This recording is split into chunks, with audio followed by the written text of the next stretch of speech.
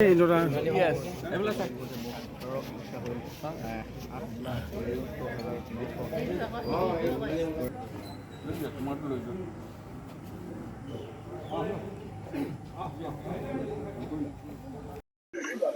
আজি পঞ্চায়ত নিৰ্বাচনৰ যি ভোটদান কেন্দ্ৰ বহুত হ'ব এই মুহূৰ্তত আজি মই নিজে আজি সোণালী সংঘৰ ডিব্ৰুগড় সমষ্টিৰ অন্তৰ্গত সোণালী সংঘত আজি আমি ভোটদান কৰিবলৈ আহিছোঁ।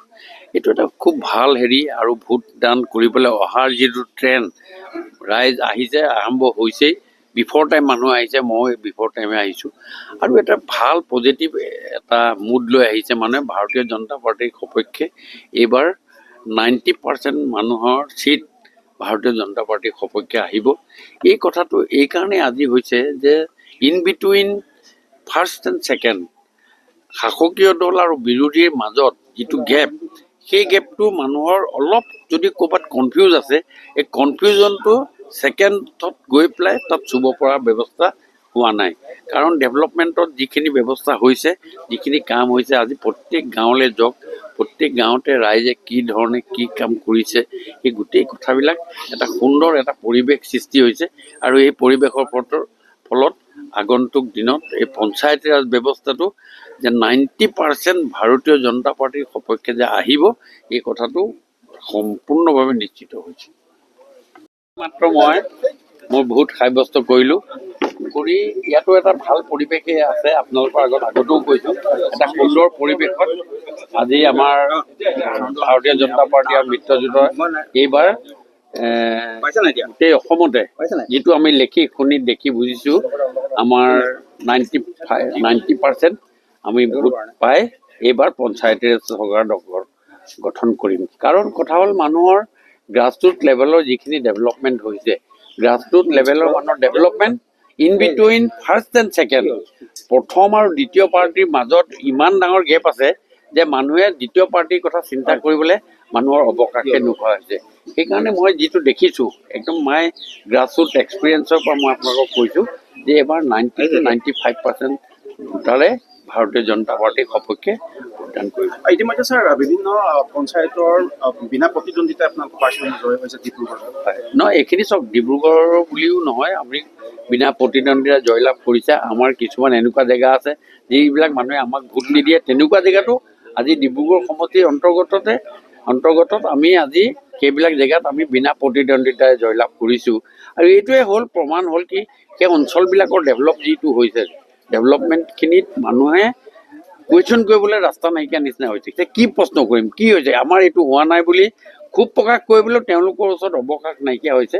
আৰু সেই গোটেই কথাটোত ক্ৰিয়া প্ৰক্ৰিয়া আৰু আমাৰ ওপৰত থকা ডক্টৰ হিমন্ত বিশ্ব শৰ্মা ডাঙৰীয়া চৰকাৰখনৰ ওপৰত আশ্বাস আৰু বিশ্বাস যি ৰাখিছে, সেই বিশ্বাসৰ ক্ৰিয়া প্ৰতিক্ৰিয়াখিনি আজি প্ৰতিফলিত হৈছে। আৰু অহা 11 তাৰিখে ইয়াৰ উত্তৰটো আপোনালোক সকলোৱে পাব। ৰাইজে উন্নয়ন চাই ভোট দিব বুলি আপুনি এইটো ক'ব বিচাৰিছে নিজে? উন্নয়ন লাগিব। উন্নয়ন নহ'লে আপুনি আজি মই 20 বছৰ ৰাজনীতি জীৱনত যেতিয়া এঘৰ মানুহৰ ঘৰত গৈছোঁ, এটা অঞ্চলত কালিও মই মিটিং কৰিব গৈছোঁ বা পৰহিও মিটিং কৰিব গৈছোঁ, মানুহে যেতিয়াই আমাৰ ৰাস্তাটোৱে নহ'লে, এই কথাটো মানুহৰ মুখত নাইকিয়া। আৰু সেইটো আপুনি কিক এণ্ড কৰ্ণাৰ বুলি যিটো কয়, মাৰি আপুনি যেতিয়া খবৰ ল'ব যাব, মানুহৰ ওচৰলৈ গৈ থাকিব, মানুহৰ ৰাস্তাটো খবৰ ল'ব। 100%টো নহয়, কিন্তু কথাটো খবৰ লৈ তেওঁলোকক কৰি দিম বুলি যিটো আশ্বাস, আৰু আশ্বাসৰ ওপৰত যেতিয়া মানুহৰ বিশ্বাস থাকিব, সেইটোৱে হ'ল ৰাজনীতি আৰু সেইটোৱে হ'ল উন্নয়ন আৰু সেইটোৱে হ'ল ভোট। আপুনি প্ৰথমতে আহি এতিয়া ভোটাধিকাৰ সাব্যস্ত কৰিছেহি, ৰাইজক কি আহ্বান জনাব? যে মইতো সদায় কৈ আছোঁ যে ভোট দিবলৈ যাব লাগিব। গণতান্ত্ৰিক ব্যৱস্থাত ভোটদান কৰাটো অত্যন্ত প্ৰয়োজন। আপুনি নিজে চাব, আহক। আজি এটা সুন্দৰ উৎসৱ চব।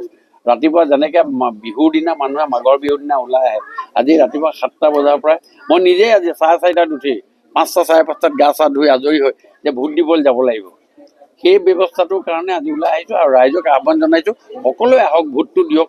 ভোট সাব্যস্ত কৰাটো অতি সুন্দৰ ব্যৱস্থা। আৰু এতিয়া আজি যিটো ব্যৱস্থা কৰিছে ভোট দিয়াৰ যিটো, এই ব্যৱস্থাটো সুন্দৰ হৈছে। মই কৰ্তৃপক্ষক মই ধন্যবাদ জ্ঞাপন কৰিছোঁ। সুন্দৰ এটা ব্যৱস্থা হৈছে।